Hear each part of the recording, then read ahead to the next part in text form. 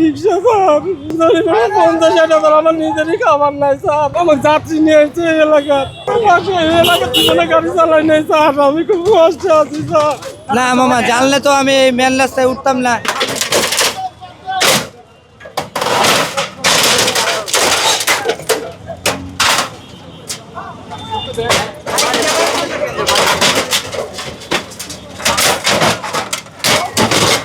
না মামা, জানলে তো আমি এই মেন রাস্তায় উঠতাম না। আমরা মামা কিভাবে জানানো হবে? ঠিক আছে, আপনারা শিক্ষিত সবাই ধরছেন কি, আপনারা একটা করে ইয়া ধরছেন কি ধরছেন, আপনারা ক্যামেরা ধরছেন, ভিডিও করতেছেন। আমরা তো মূর্খ মানে, আমরা লেখাপড়াও জানি না। আমরা কেমনি এত কিছু মাথায় মেথায় নিমু কন? এই পঙ্গু মানুষ আমরা কর্ম করি খাইতাছি। কারো কাছে আপনার কাছে ভিক্ষা চাইতে গেলে আপনি দিবেন, আরেকজনের দিব না, 10 জনে ভেটকি মারবো। আমরা কি এটা কর্ম করি খাইতেছি? এটাও যদি আপনারা না চান তাই দেখতে পারেন, কি করবেন? অবশ্যই তো মানুষের একবার ছাড় হয়। অবশ্যই তো মনে করেন যে মানুষের কাছে একবার রিকোয়েস্ট করলে প্রথমবার ভুল করে, মানুষ মাত্রাই তো ভুল হয় নাকি? তাই একবার রিকোয়েস্ট করলে অবশ্যই ছাড় হয়। ওনারা তো আমাদের প্রথমবারে ছাড় দিল না। দেশ জুড়ে তোলপা ওয়ালটন ফ্রিজ কিনে আপনিও হয়ে যেতে পারেন মিলেনিয়ার। ভাড়া রিক্সা স্যার। আমি এই এলাকা কোনো গাড়ি নিয়ে আসি নাই। আমার যাত্রী নিয়ে এসেছে এই এলাকার। কিছু বলে নাই কেউ স্যার। না আমি জানি না। 6-7 মাস হলে স্যার। আমি শুনি নাই স্যার। আমি কি করবো স্যার? আমার মরা ছাড়া বুদ্ধি নাই স্যার। ভাড়া রিক্সা স্যার 50-60 আমার নিজেরই খাবার নাই স্যার। আমি তো জানি না স্যার, আমি জানতাম না। মালিককে তো জানা, এখান থেকে তো আগে গাড়ি আসছে কয়টা স্যার? আগে আসছে দেখে তো অটো রিক্সা গালা দিচ্ছে স্যার। ভাড়া চালাতাম। আপনি জানতেন না যে প্রধান সড়কে ওঠা নিষেধ? এখন কি করবেন? এখন আমার মৃত্যু ছাড়ার বুদ্ধি নাই স্যার।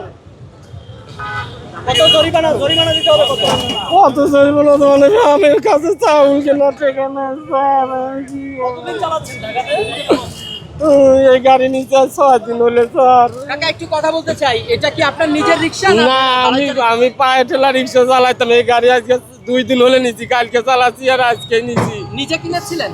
না, আমার নিজের কি সম্ভব নাই। এটা কি আপনার ভাড়া রিক্সা? ভাড়া আপনার রিক্সা। মালিককে জানিয়েছেন? আগে এই মাত্রই তো এই ঘটনা ঘটলো, আমার কাছে তো নাম্বার নাই। আপনার মালিককে অবহিত করেছিল যে প্রধান সড়কে ওঠা যাবে না? আমি তো এর মুখে কোনোদিন আসি নাই স্যার। আমি গাড়ি চালাই ওই সাইড পেলা, ওই যে স্ট্যান্ড পেলাদার ওই দিকে, এর মুখে কোনোদিন আসি নাই। নতুন মানুষ না, আমার ওই মেডিকেল থেকে রুগী লই আইছি কেন আমি জানি না। হাই রোডও উঠা যায় কিনা। আমি আইছি আজকে কুসারক করে দেশের বাড়ি থেকে কাকা, বুঝছেন? ওই হিসাবে আমি আইছি। আমার মাথায় কোরআন শরীফ দিল, কিন্তু আমি এটা কইতার মু আমি যে হাই রোডও উঠা কি না কি আমি জানি না। আপা যে মাত্র 2 জন আমি গাড়ি লইছে, কইছে দেখেও কে গাড়ি পাই, এই কথাটা আবার কইছে, বুঝছেন? আমার কইছে দেখেও কে গাড়ি পাবো, দেখে পাইতাম দেখি তো গাড়ি পাইব, এই কথাটাই বাবা।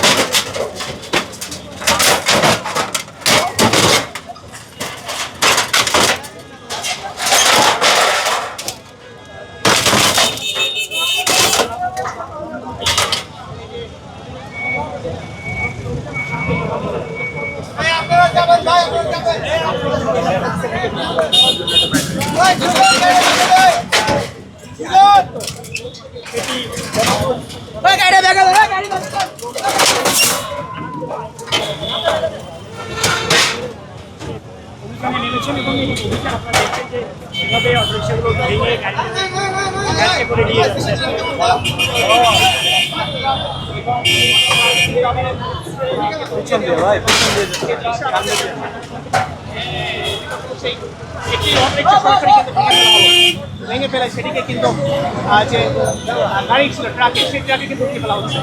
সেই দৃশ্য আপনারা দেখতে পাচ্ছেন।